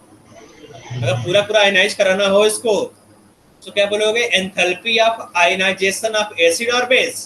तो यहाँ पर एसिड है तो क्या होगा बेटा, enthalpy of ionisation of acid. अगर बेस होता, मान लो यहाँ पे तूने वीक बेस ले लिया, अमोनियम हाइड्रोक्साइड NH4OH ले लिया, ठीक है, तो ये भी क्या होगा, क्या बनाएगा, NH4 प्लस OH माइनस, तो ये वीक बेस है ना। तो अगर इसको पूरा पूरा आयनाइज करोगे तो यहाँ पर भी तुम्हें एनर्जी सप्लाई करना पड़ेगा, देना पड़ेगा, तो तुम क्या बोलोगे, enthalpy of ionisation of base, ठीक है। तो अगर मान लो जो तुम्हारा एसिड और बेस है वो दोनों में से कोई भी एक वीक हो या कोई भी एक स्ट्रांग हो, तो वहां पर जो एंथैल्पी ऑफ न्यूट्रलाइजेशन कैसे लिखोगे, so enthalpy of neutralization, enthalpy of neutralization, enthalpy of neutralization का कोई सिंबल नहीं बेटा अलग से, तो यहाँ पर तुम एंथैल्पी ऑफ न्यूट्रलाइजेशन में यहाँ पे लिख रहे हो न्यूट्रलाइजेशन सबस्क्रिप्ट में, ठीक है, neutralisation. So enthalpy of neutralisation is equal to क्या होगा यहाँ पर 13 - 13.7 किलो कैलोरी, ठीक है। Yes. अगर दोनों स्ट्रांग हो, स्ट्रांग एसिड स्ट्रांग बेस, तो क्या होगा? तो वहां पे जो एनर्जी रिलीज होगा -13.7 किलो कैलोरी। ठीक है। अगर कोई भी एक वीक हो गया, चाहे एसिड वीक हो गया चाहे बेस वीक हो गया, है ना, तो वहां पर कुछ एनर्जी एब्जॉर्ब हो जाएगा। ठीक है। तो delta H of ionization of weak acid plus delta H of ionization of weak base. ठीक है। तो ये जो फॉर्मूला मैंने लिखा है, उस फॉर्मूले को याद रखोगे। अगर मान लो जो तुम्हारा एसिड है वो स्ट्रॉन्ग एसिड है, बेस भी तुम्हारा स्ट्रॉन्ग बेस है, तो जो सेकंड और थर्ड टर्म क्या हो जाएगा?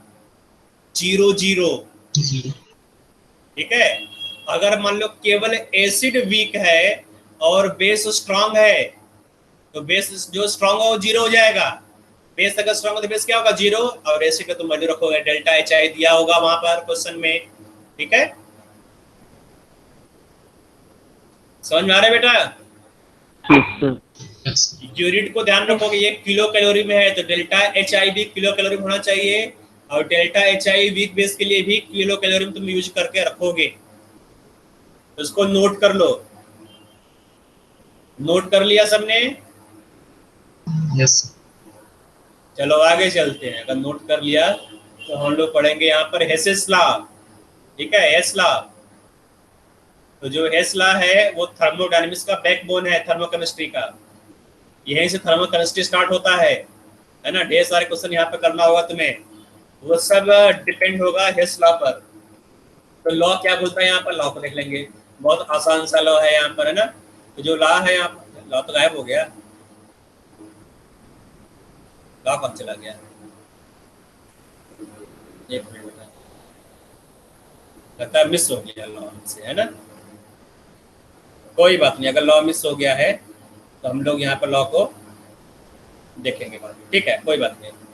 तो लॉ क्या होता है यहाँ पर हेस लॉ में, है ना। बहुत आसान सा लॉ है। देखो, अगर एक केमिकल इक्वेशन दिया गया है, एक बेटा एक ये रिएक्शन के लिए एप्लीकेबल है, जो हेस लॉ है ये केमिकल इक्वेशन के लिए है। ठीक है, केमिकल इक्वेशन। ठीक है। तो यहाँ पर जो फर्स्ट लॉ तुम देखोगे, यहाँ पर फर्स्ट लॉ ऑफ हेस, तो यहाँ पर दिया गया है, एक इक्वेशन दिया गया है a plus B is in equilibrium with, equilibrium हटाओ यहाँ पे इक्विलिब्रियम तूने पढ़ा नहीं है, इसको मैं हटा दे रहा हूँ। ठीक है,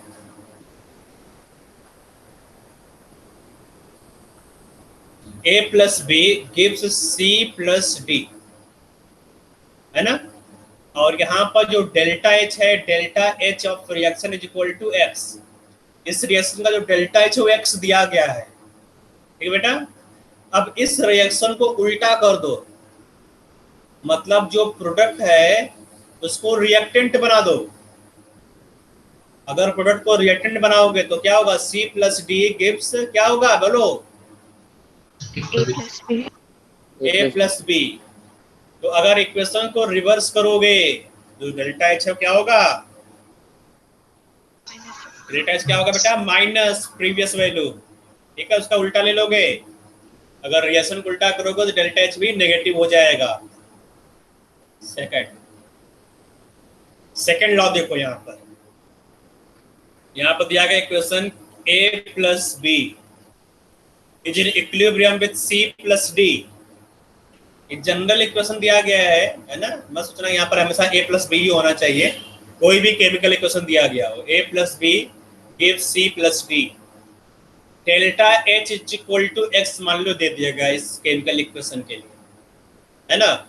अब इस पूरे केमिकल इक्वेशन को एक नंबर n से मल्टीप्लाई कर दिया, Na plus Nb gives Nc plus Nd। तुमने n से मल्टीप्लाई कर दिया, n टाइम्स कर दिया, तो डेल्टा एच क्या होगा? तो डेल्टा एच भी n टाइम्स हो जाएगा, nx हो जाएगा। यहाँ पर मैं यहाँ पर इसको हटा दे रहा हूँ, nx हो जाएगा। ठीक है, तो यहाँ पर जो डेल्टा एच है वो भी उसी नंबर का मल्टीप्लाई हो जाएगा, उसी नंबर से मल्टीप्लाई कर दोगे। तीसरा, a plus B gives C plus D, ठीक है। D plus E gives F plus G, F plus G gives product P, ठीक है। ये तीन अलग अलग यहाँ पर इक्वेशन दिए गए हैं। पहला जो इक्वेशन है उसका डेल्टा एच दिया गया है x1। सेकेंड इक्वेशन का जो सेकेंड केमिकल इक्वेशन है उसका डेल्टा एच दिया गया है x2, और थर्ड का दिया गया है delta H equal to x3, ठीक है। तीनों का जो डेल्टा एच हो दिया गया। अब क्या किया तुमने एक फोर्थ केमिकल इक्वेशन बनाया इन तीनों को ऐड करके। ऐड करो, यहाँ पर ऐड करोगे तो a प्लस बी, यहाँ लिखोगे a प्लस बी, ठीक है। ये d से d कैंसिल हो गया, f से f कैंसिल हो जाएगा, मतलब पूरा ऐड करना है, ठीक है। तो तुम ऐड करो, पूरा ऐड करो। तो ऐड करने पर क्या आ रहा है बेटा, यहाँ पर तीनों क्वेश्चन तुमने ऐड कर दिया। तो a प्लस बी प्लस, है ना, प्लस e गिव्स c, ठीक है। d से d कैंसिल हो जाएगा, फिर यहाँ पर क्या होगा बेटा, g से g कैंसिल हो गया, p होगा, है ना। तुमने इस तरह से कुछ, मतलब तुम्हें कुछ नहीं करना है, बस इक्वेशन को ऐड कर देना है। इन तीनों को ऐड कर दिया, जो कट रहा कटने दो, जो नहीं कट रहा लिख दो वहां पर नीचे। इन तीनों तुमने बेसिकली ऐड किया, कुछ किया नहीं है ना, ऐड कर दिया। तो जब ऐड करोगे जो डेल्टा एच है, डेल्टा एच भी क्या होगा, इन तीनों का एडिशन हो जाएगा। तुमने ऐड किया तो ऐड कर दो, x1 plus x2 plus x3। तो जो फाइनल इक्वेशन उसका डेल्टा एच क्या होगा, x1 plus x2 plus x3 होगा। तुमने किस तरह बनाया बेटा, ऐड करके, तो डेल्टा एच भी ऐड हो जाएगा। तो ये है हेस लॉ। तो हेस के 3 लॉ बेटा, 1 2 3। इक्वेशन को उल्टा करोगे तो डेल्टा एच नेगेटिव हो जाएगा। नंबर से मल्टीप्लाई करोगे तो डेल्टा एच भी उसी नंबर से मल्टीप्लाई हो जाएगा। इक्वेशन को ऐड करोगे तो डेल्टा एच भी ऐड हो जाएगा। समझ में आ गया अब? Yes, sir. समझ, हाँ बेटा बोलो, सबको आ गया ना? Yes sir. ओके, तो अब यहाँ पर कुछ, यहाँ पर जो है दिया गया एप्लीकेशन नंबर 1 एप्लीकेशन। तो application number 1, calculation of enthalpy of formation, ठीक है। एंथैल्पी ऑफ फॉर्मेशन को तुम कैसे कैलकुलेट करोगे? By applying Hess law. और यहाँ बड़ा बड़ा चीजें लिखा हुआ है, इसको नहीं समझेंगे, ठीक है। तो एंथैल्पी ऑफ फॉर्मेशन में कैलकुलेट करना है, तो अब तुम यहाँ पर हेस लॉ को यूज कर सकते हो। जैसे एक इक्वेशन दिया गया है a plus B gives c plus D, और इसका एंथैल्पी ऑफ रिएक्शन दिया गया है delta R of H is equal to x दिया गया है ना। Enthalpy of formation of A is equal to x1। तो यहाँ पर A लिख दे रहा हूँ, स्मॉल a, ठीक है। यहाँ पर मैं x1 यहाँ पर तुमने यूज किया, तो यहाँ पर लिख दो, मैं स्मॉल a दे रहा हूँ, small a। Enthalpy of formation of C is equal to small c। enthalpy of formation of D is equal to small d. Then what is the enthalpy of formation of A? ये क्या होगा, ये पूछ रहा है, ठीक है। तो अगर इस तरह से तुम्हें लिखना हो, enthalpy of formation पूछ रहा हो किसी सब्सटेंस का, तो क्या करोगे?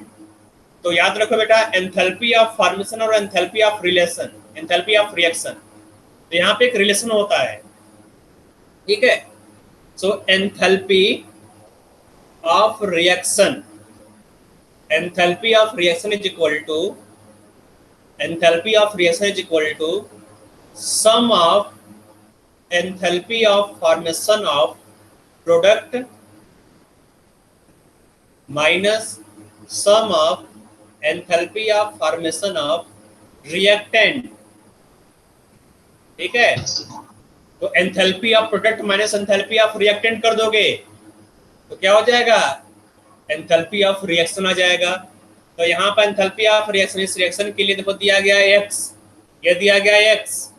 तो प्रोडक्ट में क्या है, यहाँ पर प्रोडक्ट में है C प्लस D, तो C का एंथैल्पी है D, है ना, और D का एंथैल्पी क्या है D, C का एंथैल्पी C और D का एंथैल्पी D है।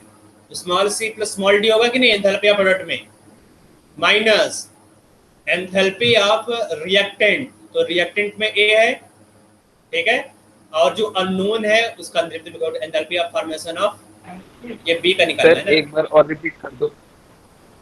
यहाँ पर enthalpy of formation of B तुम्हें निकालना है, ये बता रहा हूँ बेटा, 1 मिनट बता रहा हूँ। Enthalpy of formation of B, तो इस तरह तुम यहाँ पर निकाल सकते हो, ठीक है। तो यहाँ पर इसको सॉल्व करोगे तो बी आ जाएगा, ठीक बेटा। ओके, तो कुछ लोग बोल रहे हैं एक बार और बताने के लिए, तो एक बार और बता दूं, ठीक है। चलो एक बार और बता देता हूँ यहाँ पर। तो देखो बेटा यहाँ पर enthalpy of formation of delta H दिया गया, delta H is equal to delta H F of product minus delta H F of reactant. एक मिनट तो मैं क्लोज कर देता हूँ, इसे समझ में नहीं है, काफी फास्ट चल रहा है वो, ठीक है। तो अगर तुम्हें एंथैल्पी किसी मतलब चारों में से किसी एक का एंथैल्पी ऑफ फॉर्मेशन तुम्हें निकालना है, 3 का दिया गया, इसका दिया गया है, ए का दिया गया है, सी का दिया गया है, डी का दिया गया है, बी का नहीं दिया गया, बी का तुम्हें एंथैल्पी ऑफ फॉर्मेशन निकालना है, ठीक है। और पूरे रिएक्शन का जो पूरा कंप्लीट रिएक्शन है उसका एंथैल्पी दिया गया है x, ठीक है। तो अब एक का तुम्हें निकालना है, तो फार्मूला मैंने ये वाला फार्मूला ऊपर भी लिखवाया था, enthalpy of reaction is equal to enthalpy of formation of product minus enthalpy of formation of reactant. मैंने ऊपर बताया था फार्मूला, मैं दोबारा लिख दे रहा हूँ यहाँ पर, है ना।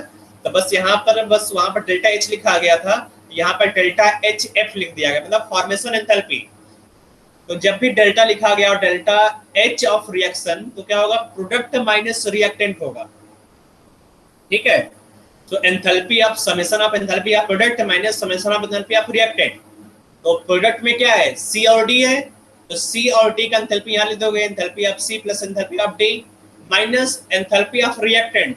तो रिएक्टेंट में क्या है, ए प्लस बी है, तो enthalpy of A enthalpy of B, जिसको निकालना है वो आ जाएगा यहाँ पे इस इक्वेशन से, जो अननोन है, क्योंकि बाकी सब तो नोन है। समझ में आ रहा है बेटा? Hello, yes sir. जिसने पूछा था क्वेश्चन बेटा वो बोलिए तो सो गया, बाकी लोग बोल रहे हैं समझ में आ गया। जिसने पूछा था वो समझ में आया बेटा? जिसने भी पूछा समझ में आया कि नहीं, दोबारा बताऊं? यस सर आ गया। ओके, हाँ ये बोल लो ना बेटा, तुम बोला करो, जिसने पूछा बेटा वो बोलेगा आ गया मुझे समझ सर में। बोलना था। हाँ ठीक, मुझे सुनाई नहीं दिया वो बोला होगा तो calculation of standard enthalpy of reaction, ठीक है। तो ये जो फार्मूला मैंने ऊपर ले दिया वो फार्मूला एक्चुअली नीचे लिखा हुआ है यहाँ पर, ठीक है। तो लोग यहाँ से नोट कर लोगे। तो delta H naught of reaction is equal to enthalpy of formation of product minus sum of enthalpy of formation of reactant. तो इसका जो वैल्यू है यहाँ नीचे भी लिखा गया है, इसको नोट कर लो। ये जो ऊपर फार्मूला दिया गया ये फार्मूला नीचे लिखा गया है ना, इसको वर्ड में भी यहाँ पर एक्सप्लेन किया गया है और ये एनसीईआरटी में भी दिया गया है, ठीक है। तो जो मैं बता रहा हूँ बेटा एनसीईआरटी में है, जहाँ पर एनसीईआरटी नहीं होगा मैं बता दूंगा एनसीईआरटी से बाहर है, ये मेंस के लिए एडवांस के लिए है।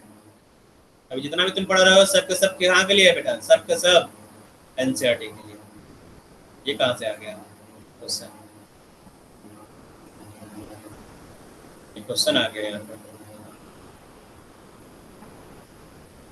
चलो यहाँ पे जो क्वेश्चन उसको देख लेते हैं, है ना। ये सॉल्यूशन भी लिखा गया, सॉल्यूशन को हम लोग बाद में देखेंगे, सॉल्यूशन को नहीं देखेंगे, ठीक है। खुद से करेंगे इस क्वेश्चन को और सॉल्यूशन को बाद में देख लेंगे, ठीक बेटा। एक मिनट, तो यहाँ पर एक इस तरह से डायग्राम बना हुआ है, ठीक है। तो इस डायग्राम को देखो, एरो वगैरह देखो यहाँ पर, है ना, तो समझ में आ जाएगा कि क्या हो रहा है, ठीक है। एक प्रोसेस दिया गया है, साइक्लिक प्रोसेस है। तो ए से बी बन रहा है, बी से सी बन रहा है, सी से डी बन रहा है, ठीक है। ए से बी बना, बी से सी बना और सी से डी बना, ठीक है। तो ये हो गया तुम्हारा रिलेशन नंबर 1, एक दूसरा दिया गया है रिएक्शन, उसमें दिया गया है ए से डायरेक्ट डी बन जा रहा है, ए से डायरेक्ट डी बन रहा है यहाँ पर, है ना। रिलेशन नंबर 2 लिख दिया है यहाँ पर, ठीक है। तो अब पूछ रहा है यहाँ पर in this reaction delta H, delta H है, what is the value of delta H in terms of delta H one, delta H two, delta H three, ठीक है। समझ में आ रहा है बेटा? तो समझ में आ रहा है? ए से बी बना, बी से सी बना, सी से डी बना, एक दूसरा रिएक्शन लिखा गया है ए से डी। तो यहाँ पर जो डेल्टा एच का value in terms of H1, H2, H3 के टर्म्स में क्या आएगा, ये तुम्हें बताना है।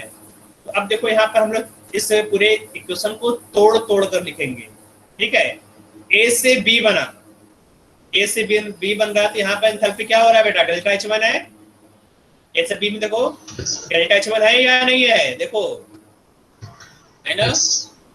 फिर बी से सी बन रहा है, बी से सी में तोड़ो इसको, क्या लिखूं मैं यहाँ पर, डेल्टा H2। सी से डी बन रहा है, सी से डी बन रहा है, क्या लिखूं यहाँ पर, डेल्टा H3। ऐड कर दो, ऐड करने पर, है ना, ये भी तो ऐड हो जाएगा। अगर इक्वेशन को ऐड करोगे तो एंथैल्पी ऐड हो जाएगा। तो क्या बन रहा है यहाँ पर, ए से डी मिल रहा है कि नहीं, ए से डी, तो बाकी सब कैंसिल हो गया, बी से बी से सी कैंसिल हो गया, ए टू डी, और यहाँ पर जो एंथैल्पी होगा डेल्टा एच इक्वल टू क्या होगा, delta H1 plus delta H2, ठीक है, प्लस डेल्टा H3। आ गया सॉल्यूशन, आ गया ना बेटा, सबको समझ में? तो हेस लॉ का यूज किया गया है, यहाँ पर हेस लॉ का यूज किया गया। यहाँ पर देखो नीचे इलस्ट्रेशन नंबर 16 लिखा गया है ना, इलस्ट्रेशन नंबर 16 लिखा गया है। तो H2O liquid gives H2 gas plus half H2 gas, delta H is equal to, है ना। तो अब क्वेश्चन पूछ रहा है what is delta H of H2O liquid, what is delta H for H2O liquid from its constituent element, ठीक है। तो अब कंस्टिट्यूएंट एलिमेंट से तुम डेल्टा यहाँ पर H2O बना रहे हो, मतलब कि H2 से और हाइड्रोजन से बनना चाहिए, तुम्हें क्या बनाना है, H2O बनाना है, H2O लिक्विड, है ना। देखो लिखा हुआ what is delta H for H2O liquid from its constituent element. तो फ्रॉम इट्स कंस्टिट्यूएंट एलिमेंट क्या हुआ, ऑक्सीजन हुआ ना कंस्टिट्यूएंट एलिमेंट, और क्या होगा, हाइड्रोजन होगा ना कंस्टिट्यूएंट एलिमेंट, हाइड्रोजन गैस। तो ऑक्सीजन और हाइड्रोजन से तुम वाटर बना रहे हो, तो यहाँ पर डेल्टा H क्या होगा। तो अब देखो ये जो रिएक्शन तुमने लिखा है वो है क्या, इसका तो रेसिप्रोकल उल्टा तो है ना, यहाँ पर जो तुमने ऊपर रिएक्शन लिखा, ये जो दिया गया गिवन इक्वेशन का उल्टा ही तो है ये, है ना। तो अगर तुमने इक्वेशन को उल्टा कर दिया तो डेल्टा H भी क्या होगा, minus, delta H for this reaction क्या होगा, माइनस 890.36 किलो जूल। आ गया आंसर? Yes sir. चलो आ गया तो बहुत अच्छी बात है। एक नीचे क्वेश्चन दिया गया है ना, नीचे यहाँ पर एक्सरसाइज 6 लिखा गया है, एक्सरसाइज 6 को हम लोग करेंगे, ठीक है। ये exercise 6, carbon plus oxygen gives CO2, delta H equal to minus, यहाँ माइनस बेटा जो स्क्वायर ब्रैकेट वो माइनस है, ठीक है, गलती से स्क्वायर बन गया वो, minus 94 kilo calorie. Carbon plus half O2 gives carbon monoxide, delta H equal to minus 26 kilo calorie. एक थर्ड इक्वेशन दिया गया है, CO plus half O2 gives CO2, so what is delta H for this reaction, ठीक है। तो third reaction के delta H क्या होगा बताना है तुम्हें। तो अब क्या करना बेटा, इन दोनों इक्वेशन को इस तरह से कंबाइन करोगे कि थर्ड इक्वेशन बन जाए। तो करो तुम लोग खुद से करो, इसको कर सकते हो ना। 16 वापस बता क्या बेटा, इस क्वेश्चन को समझा दूं, 16 फिर से बता दो। मैं बताया नहीं मैंने, मैं इसको तुम लोग करना है, मैं ये बोल रहा हूँ कि यहाँ पर कार्बन और O2 को रिएक्ट कराकर रिएक्शन लिखा गया है, ठीक है। तो 3 इक्वेशन यहाँ पर है, देखोगे यहाँ पर तो 3 इक्वेशन दिया गया है, ठीक है। तो फर्स्ट और सेकंड का एंथैल्पी दिया गया, थर्ड का एंथैल्पी क्या होगा पूछ रहा है। क्वेश्चन समझ में आ रहा है बेटा? फर्स्ट और सेकंड का एंथैल्पी दिया गया है, सेकंड का एंथैल्पी तुम्हें निकालना है, थर्ड का एंथैल्पी निकालना है। तो इन दोनों को इस तरह से कंबाइन करोगे कि थर्ड का एंथैल्पी निकल जाए। निकालो तुम लोग, करो, निकालो बेटा तुम लोग, जिसका निकल जाए वो आंसर बताएंगे मुझे। -67.6 किलोकैलोरी। -67 बोल रहे हो? Yes sir, -67.6।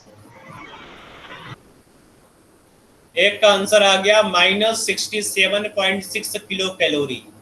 बाकी लोग क्यों नहीं कर रहे हैं? निकालो बेटा बाकी लोग भी।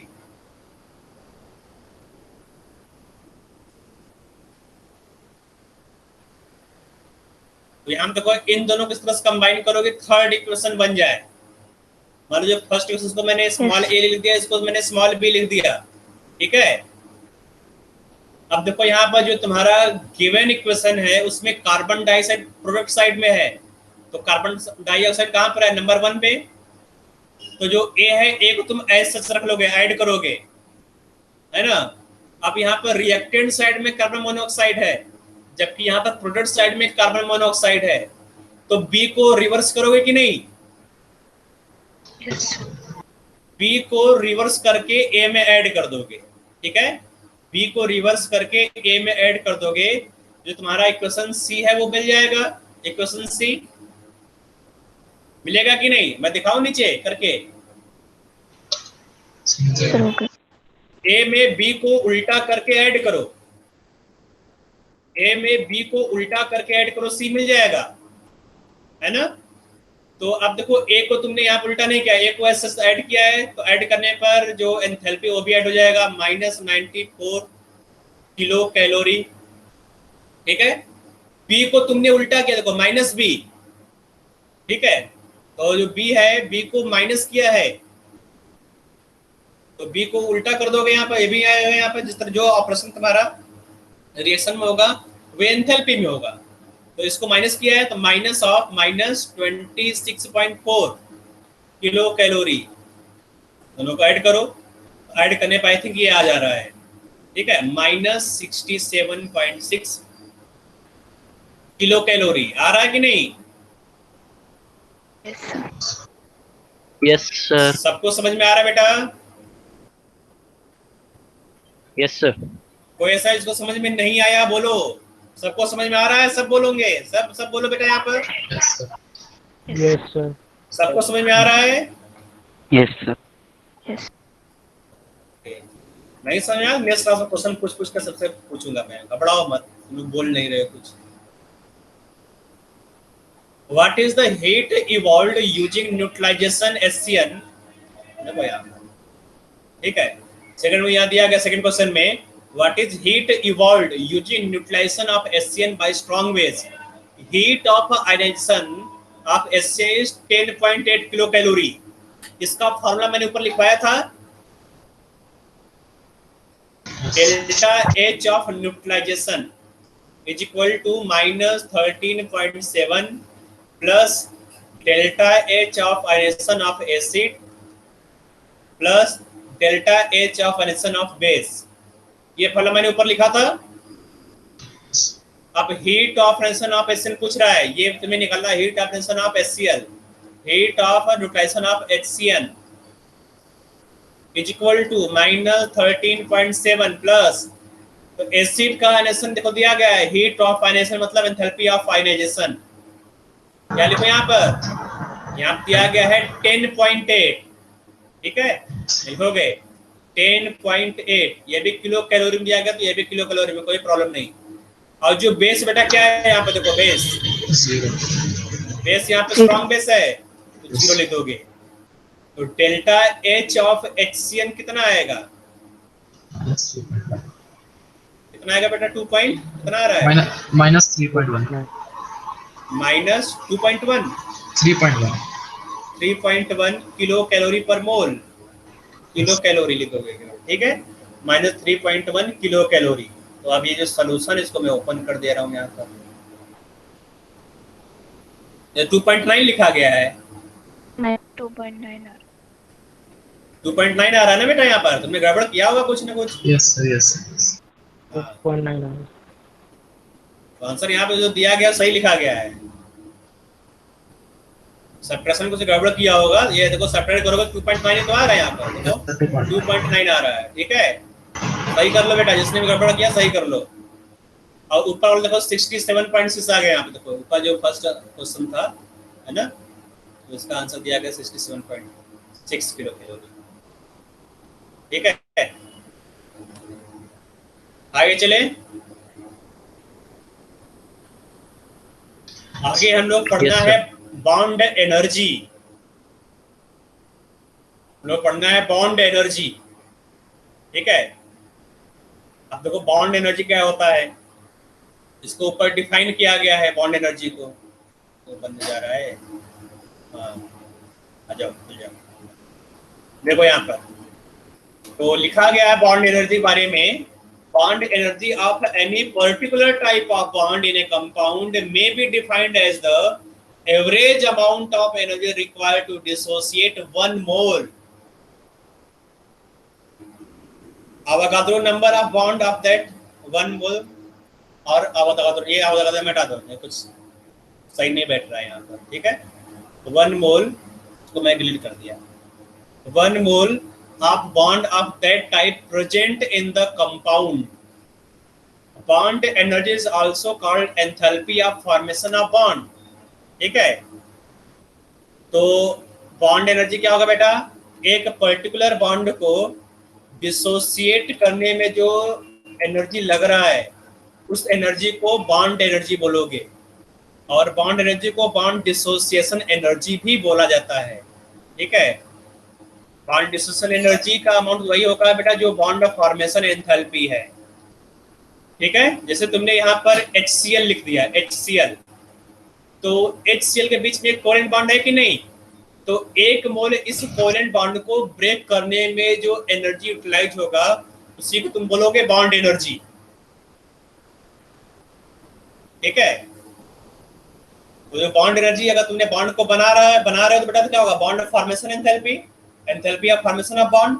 अगर तुम बॉन्ड को ब्रेक कर रहे हो तो क्या टर्म यहाँ पे यूज करोगे, टर्मिनोलॉजी डिसोसिएट, है ना, dissociation energy, bond dissociation energy, ठीक है। अगर बॉन्ड बना रहे हो तो बॉन्ड फॉर्मेशन एनर्जी, अगर बॉन्ड को ब्रेक कर रहे हो तो bond dissociation energy word use करोगे, ठीक बेटा, समझ में आ रहा है। yes sir ओके, तो अब यहाँ नीचे लिखा हुआ कैलकुलेशन, ये कैलकुलेशन कैसा लिखा हुआ है, छोड़ दो इस कैलकुलेशन को, है ना, हम लोग अपना कैलकुलेशन करेंगे यहाँ पर, इस कैलकुलेशन को हम लोग हटा देंगे, डिलीट कर देते हैं, ये डिलीट होगा कैलकुलेशन, ठीक है। अब जो हम लोग लिखेंगे बेटा, जो पढ़ेंगे वही सब, देखो जो बॉन्ड डिसोसिएशन एनर्जी होता है उसको एप्सिलॉन से रिप्रेजेंट करोगे, ठीक है। जो बॉन्ड एनर्जी है उसको एप्सिलॉन से रिप्रेजेंट करोगे, एप्सिलॉन क्या हो बेटा, बॉन्ड एनर्जी, ठीक है। ये होता है बेटा एप्सिलॉन, इस तरह से बनाते हो एप्सिलॉन बेटा, यस। और ये होता है ना जाई बोलते हैं इसको, जाई से भी कुछ लोग बनाते हैं इसको, कुछ लोग यहाँ पे एप्सिलॉन बोलते हैं, कोई बात नहीं, चाहे तुम जाई बनाओ चाहे तुम एप्सिलॉन बनाओ, ठीक है। तो होगा बॉन्ड एनर्जी। अब देखो अगर तुम्हें बॉन्ड एनर्जी ऑफ मीथेन लिखना हो, बॉन्ड एनर्जी ऑफ मीथेन, तो सबसे पहले बेटा जो मीथेन है, मीथेन का स्ट्रक्चर तुम्हें मालूम होना चाहिए, इसमें कितने बॉन्ड्स हैं, है ना, मालूम सबको स्ट्रक्चर मीथेन। तो अगर तुम्हें 1 मोल मीथेन का बॉन्ड एनर्जी निकालना हो तो इसमें क्या होगा बेटा, यहाँ देखो एक मीथेन में 4 टाइप का बॉन्ड है, 4 बॉन्ड्स है, CH CH CH। तो 1 मोल मीथेन में 4 मोल बॉन्ड को तुम्हें ब्रेक करना पड़ेगा, ठीक है। तो यहाँ पे क्या होगा बेटा, जो एनर्जी होगा तो वो जो एनर्जी होगा कौन सा बॉन्ड का होगा बेटा, CH बॉन्ड का होगा, ठीक है ना बेटा। जो मीथेन है, मीथेन में CH बॉन्ड है ना। अब कितने CH बॉन्ड है बेटा? 4। तो epsilon 4 times epsilon of CH bond, तो ये हो गया 4 मोल ऑफ CH बॉन्ड हो गया। ठीक है, जैसे मैं एक और एग्जांपल ले रहा हूँ। एग्जांपल से समझ में आएगा बेटा? एग्जांपल ध्यान से देखा ना। फर्स्ट एग्जांपल समझ में आया, सेकंड में देखो, सेकंड में आएगा, थर्ड बताऊंगा। अगर यहाँ पर तुमने ले दिया CH3COOH, ये क्या है बेटा? इसका नाम क्या है बताओ? हाँ, विनेगर, एसिटिक एसिड। ठीक है, तो इसका स्ट्रक्चर तुम्हें मालूम होना चाहिए। ये रहा इसका स्ट्रक्चर, CH3COOH है ना, ये इसका स्ट्रक्चर है। तो अगर इसका बॉन्ड एनर्जी लिखना हो तो अब यहाँ पर कितने CH बॉन्ड है? कितने CH बॉन्ड है बेटा? 3 CH बॉन्ड है। 1 2 3। अब कितने CC बॉन्ड यहाँ पर? 1 CC बॉन्ड है, तो एप्सिलॉन CC। ठीक है, प्लस कितने CO बॉन्ड है? C single bond O, 1 C single bond O है। कितने C डबल बॉन्ड O है बेटा? 1 C डबल बॉन्ड O है। ठीक है, और यहाँ पर एक ही यहाँ पर OH बॉन्ड है, एप्सिलॉन OH। ठीक है, तो ये total bond energy of acetic acid को तो इस तरह से लिखोगे, bond energy of acetic acid, है ना। समझ में आ रहा है ये? Yes, sir. एक और एग्जांपल बता दूं? चलो एक और एग्जांपल देख लो यहाँ। Yes, sir. एक और एग्जांपल देख लो। अगर बोला जाए ना, what is the bond energy of propene, ये कंपाउंड दिया गया है। ठीक है, तो पहले तुम इसका स्ट्रक्चर बनाओगे, तो ये हो जाएगा CH, यहाँ पर भी एक CH बॉन्ड होगा, डबल बॉन्ड आ गया C, और यहाँ पर HH। तो क्या होगा बॉन्ड एनर्जी? यहाँ पर बॉन्ड एनर्जी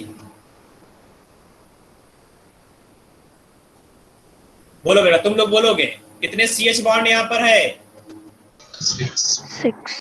यहाँ पर 6 CH बॉन्ड है, तो लिखोगे 6 एप्सिलॉन CH प्लस कितने CC बॉन्ड है? 1 C सिंगल बॉन्ड C है। कितने C डबल बॉन्ड C है? 1 है ना। तो ये हो गया बॉन्ड एनर्जी ऑफ प्रोपीन। ठीक है, इस तरह से निकाला जाता है बॉन्ड एनर्जी। अब यहाँ पर एक हेडिंग डालोगे। हेडिंग क्या है? चलो हेडिंग नेक्स्ट क्लास में डालेंगे हम लोग। ठीक है, क्योंकि टाइम हो गया। ओके बेटा, आज जो मैंने पढ़ाया है उसको तुम लोग रिवाइज करके नेक्स्ट क्लास में आओगे। नेक्स्ट क्लास में केमिकल इक्विलिब्रियम स्टार्ट होगा। केमिकल इक्विलिब्रियम याद रखो, नेक्स्ट क्लास केमिकल इक्विलिब्रियम। आज ये कंप्लीट हो जाना चाहिए था, अगर नहीं हुआ तो इसको जो बचा कुचा है यहाँ पर, lattice energy, bomb, calorimeter, application of bond energy, variation of, है ना, ये सब जो चीजें लिखा गया है, इसको हम लोग नेक्स्ट क्लास में कवर करके केमिकल इक्विलिब्रियम स्टार्ट करेंगे। तो नेक्स्ट क्लास क्या है बेटा? Chemical equilibrium.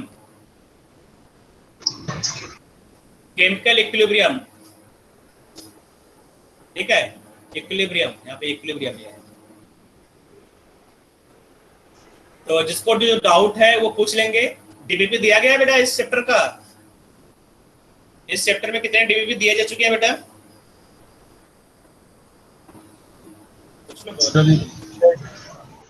2 DPP। ठीक है, मैं 2 डीबीपी इस चैप्टर का दे दूंगा, तो ये कंप्लीट हो जाएगा।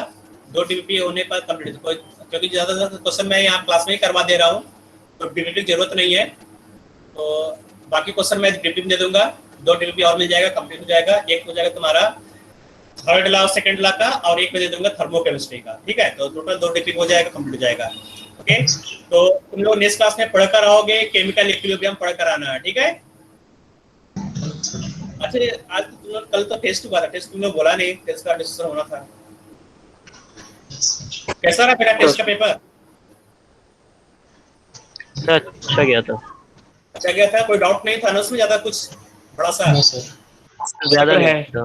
ओके, तब तो हो जाएगा, ज्यादा क्वेश्चन तो उसमें था नहीं, ज्यादा डिफिकल्ट मैंने डाला भी नहीं था, हो जाएगा, कोई प्रॉब्लम नहीं है। कुछ प्रॉब्लम होगा पूछ लेना मुझसे, ठीक है, नेक्स्ट क्लास में। ओके बेटा, okay bye. Sir. Good good evening. Evening sir. Good good evening. Evening sir.